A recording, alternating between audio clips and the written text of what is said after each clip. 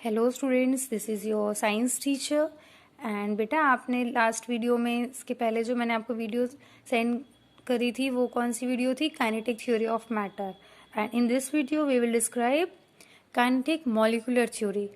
Okay बेटा, so first one is explanation of three states of matter on the basis of kinetic molecular model। kinetic molecular model के basis पे हम सारी चीज़ों की detailing करेंगे। तो वन बाय वन एक एक स्टेट के बारे में पढ़ेंगे। फर्स्ट है सॉलिड। एज हमने बहुत बार पढ़ लिया कि सॉलिड में आपने देख लिया कि क्लोजली पैक्ड है, पिक्चर में भी दिख रहा है। लार्ज अट्रैक्टिव फोर्सेस होते हैं। लार्ज अट्रैक्टिव फोर्सेस क्यों होते हैं बेटा? इसके पहले मैंने आपको पोस्टुलेट में बताया था ना कि जब डिस्टेंस ज़्यादा होगा तो कम होगा। इसका मतलब यहाँ डिस्टेंस बहुत कम है। डिस्टेंस बहुत कम है, डिस्टेंस में एक दूसरे के एकदम पास हैं, तो इनके बीच में अट्रैक्टिव फोर्सेस बहुत ज़्यादा होंगे। So the particles have low kinetic energy and can not move from one position. Kinetic energy क्यों कम है? क्योंकि ये मोशन नहीं कर सकते, इनको अपनी ही जगह पे वाइब्रेट करना पड़ता है ना, वन पोजीशन टू अनदर। ये they can not move from, their molecules can not move from one place to another. जब इनमें मोशन होता भी है तो ये अपनी ही प्लेस पे वाइब्रेट कर लेते हैं। सेकेंड है लिक्विड। लिक्विड में आप देख सकते हैं कि ये मॉलिक्यूल्स के बीच में देखिए कितना गैप है, तो इस वजह से सॉलिड के कंपैरिजन में इनके पास ज़्यादा काइनेटिक एनर्जी होती है और इनमें देखिए थोड़ा ज़्यादा गैपिंग है। जब ज़्यादा गैपिंग होगी तो क्या होगा? अट्रैक्टिव फोर्स इनमें थोड़ा कम होगा।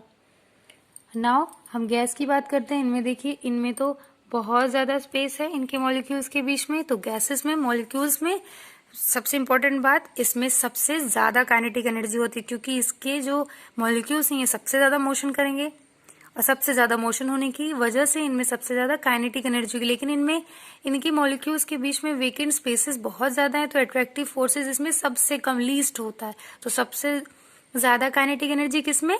लिक्विड में। सबसे कम काइनेटिक एनर्जी किसमें? सॉलिड में। सबसे ज़्यादा अट्रैक्टिव फोर्स किसमें? सॉलिड में। सबसे कम अट्रैक्टिव फोर्स किसमें? गैस में। यस बेटा, गैस में। सेकेंड है kinetic molecular theory also explain the inter conversion of states of matter. हम इसी काइनेटिक मॉलिक्यूलर थ्योरी के हेल्प से ये भी जान सकते हैं कि किस तरीके से स्टेट्स में कन्वर्ट, जैसे हम पढ़ते हैं ना, सॉलिड से लिक्विड में चेंज होता है, लिक्विड से गैस में। लेकिन वो मॉलिक्यूल्स जो इंटर कन्वर्टेबल होते हैं वो किस तरीके से होते हैं, हम उसकी छोटी सी डिटेलिंग इस चैप्टर में करेंगे। फर्स्ट है, when a solid is heated, its kinetic energy increases. The particles vibrate strongly about their mean position. This weakens the force of attraction between them and molecules move away, resulting in liquid state. Thus, the heat needed to convert a tightly bound solid to a loosely bound liquid is called the latent heat of fusion. In this picture, हम picture की help से समझेंगे। In this block diagram जिसको कह सकते हैं, आप देखिए, first block is representing solid, second is internal kinetic energy increases, attractive forces decreases. जैसे देखिए हमारे पास क्या था, एक सॉलिड आइस था, ठीक। अब हमने उसको हीट कर दिया, बाहर ही रख दिया, तो उसके अंदर जो इंटरनल काइनेटिक एनर्जी होगी वो बढ़ जाएगी। जब उसको हीट मिलेगी तो उसके मॉलिक्यूल्स इधर उधर, यहाँ वहां मूव करने लग जाएंगे, और जैसे मूव करने लग जाएंगे तो उनकी काइनेटिक एनर्जी क्या हो जाएगी? बढ़ जाएगी। और जैसे काइनेटिक एनर्जी बढ़ेगी तुरंत ही अट्रैक्टिव फोर्स इनके बीच में कम हो जाएगा क्योंकि इनके बीच में स्पेस ज़्यादा हो गया। जैसे ही स्पेस बढ़ जाएगा इनके बीच में अट्रैक्टिव फोर्स कम हो जाएगा। फिर क्या होगा? मॉलिक्यूल्स एक दूसरे से थोड़ा दूर हुए, जब दूर हुए तभी तो अट्रैक्टिव फोर्स कम हुआ। जैसे ही मॉलिक्यूल्स एक दूसरे से दूर हुए वो कौन से स्टेट में चेंज होगा? लिक्विड में। ऐसे हम पढ़ते हैं ना, सॉलिड से लिक्विड में चेंज, आइस से किस में चेंज हो गया? वाटर में। ओके बेटा, I hope that you will be clear. Second है कि when more heat is applied, the molecules gain kinetic energy. As a result, the number of molecules escaping from a surface increases. Eventually, a temperature called boiling point, the atoms have enough energy to escape from the liquid. Thus, heat needed to convert a loosely bound liquid to a freely moving gas is called latent heat of vaporization.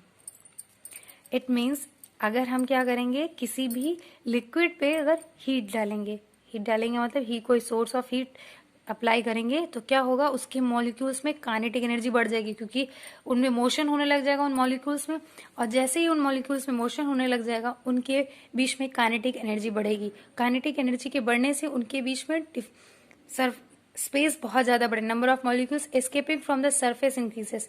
वो क्या हो जाएंगे, surface से increase, number of molecules escaping from the surface increases, वो surface से क्या होंगे, surface पे मॉलिक्यूल्स बढ़ने लग जाएंगे, और उसी बढ़ने को बोलते हैं बॉइलिंग पॉइंट। जैसे जब 100 डिग्री सेल्सियस पे पहुंच जाएगा, आपने पढ़ा है ना water boils at 100 degree Celsius, तो जैसे ही वो 100 डिग्री सेल्सियस आ जाएगा तो सारे के सारे मॉलिक्यूल्स कहाँ की तरफ भागने लग जाएंगे, सरफेस की तरफ, और सरफेस की तरफ भागने लग जाएंगे तो वो दूसरे स्टेट में चेंज होंगे, दैट इज वेपर।